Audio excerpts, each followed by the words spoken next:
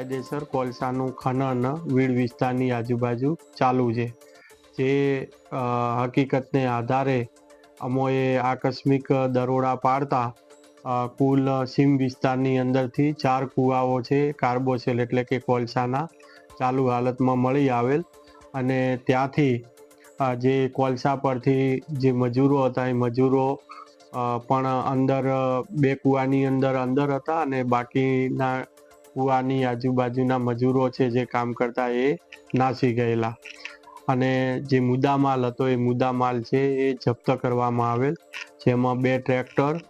1 generator machine અને 2 compressor machine, 1 bike, 30 નંગ 90 super power જે વિસ્ફોટક છે, 500 મીટર ઇલેક્ટ્રિક વાયર છે, 300 મીટર ઇલેક્ટ્રિક કેબલ છે અને 3 ચરખી. આ મળીને કુલ 16,71,000નો મુદ્દામાલ જપ્ત કરી અને મામલતદાર કચેરી ચોટીલા ખાતે ખસેડવામાં